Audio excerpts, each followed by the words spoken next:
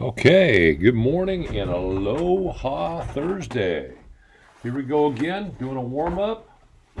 We have today's warm-up and then 5 more, 6 more maybe. And then you get 16 days off.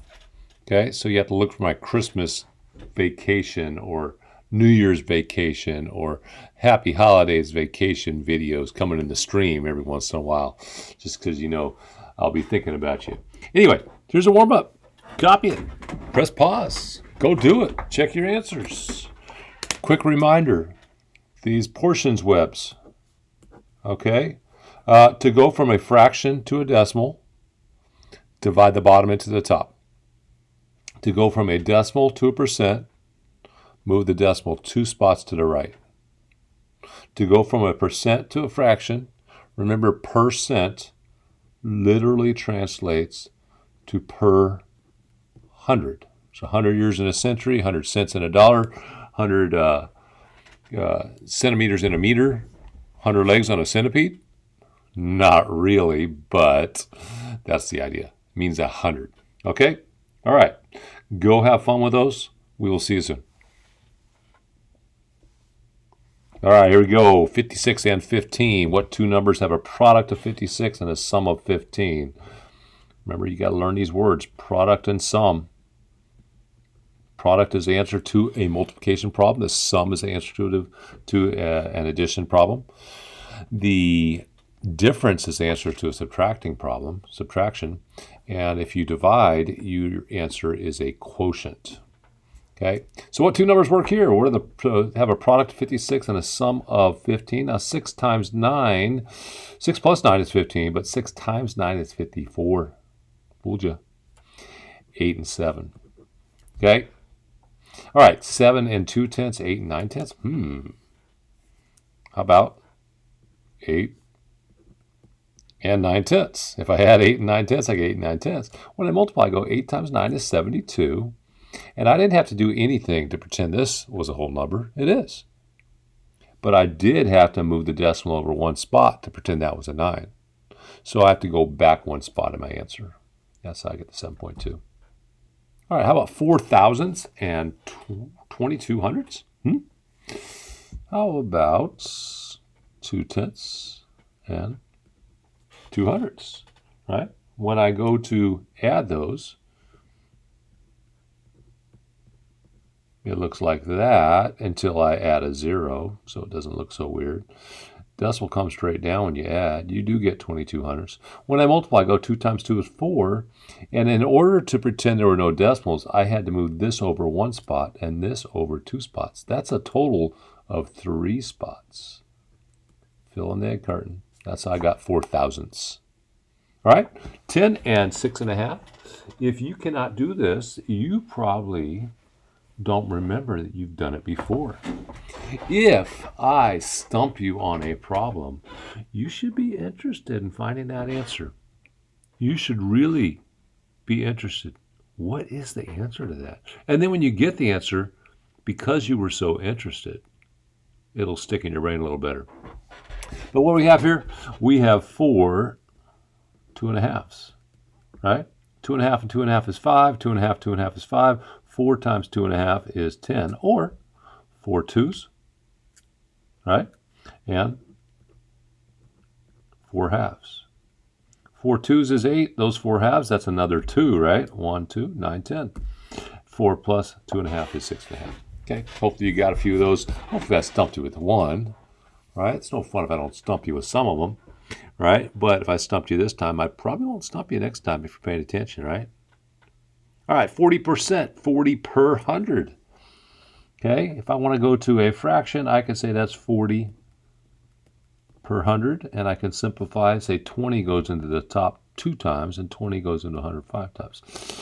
If I want to go from a percent to a decimal, remember from a decimal to percent, I move it 2 spots that way.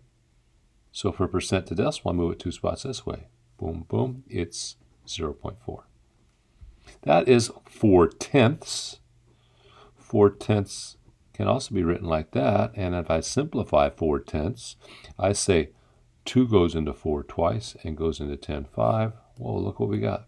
Same thing. All right, so I'm going 2/5 there, and then I'm going to draw the picture. Hopefully your picture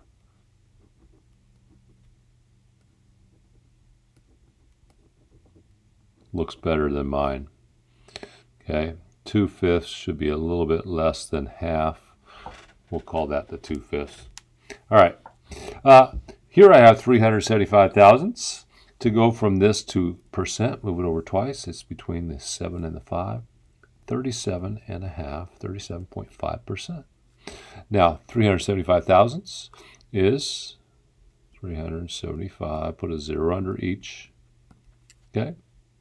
Now, I already know that 5 goes into the top and bottom, that 25 goes into the top, bottom, and actually 125, right? 300s and 325s at 370. So 125 goes into that 3 times, and 125 goes into this 8 times. Because 125 and 125, what is that?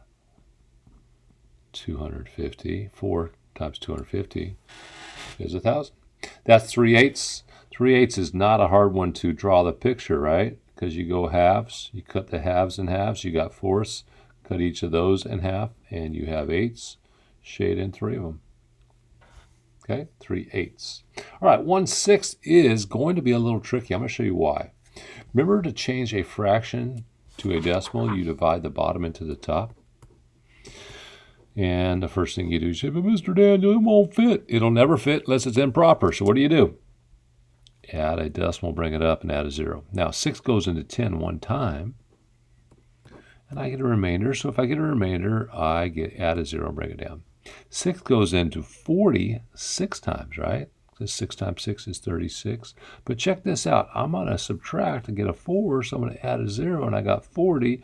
I'm going to say that goes into that 6 times, and that's 36. I subtract, I get a 4. Since I have a remainder, I add a 0. That's 40. 6 goes into 40 6 times, and 6 times 6 is 36. When I subtract 36 from 40, I get a 4. I got a remainder, so I add a 0, bring it down. Deja vu. Anybody ever seen the movie Groundhog Day? Yeah. Will this ever end? No, this is called a repeating decimal. And since I know that 6 is going to go on forever, this is 1, right? And the line goes over the 6. Don't put the line over the 1 and the 6. If you put the line over the 1 and the 6, what that is 0.161616, and that forever. But it's just the 6 is going to repeat forever. So make sure the line only goes over that. Okay?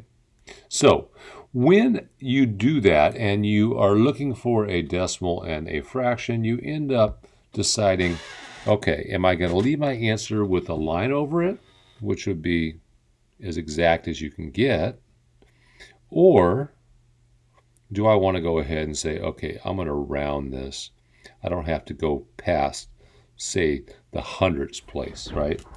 And this is the hundredths place. I look over there, since that is a 5 or bigger, that 6 I underline is going to get rounded to a 7. So this is about 17 hundredths, okay? Now remember, when you say about, you don't put equals. You use a little squiggly equal sign, all right? That means about. So I'm going to say this is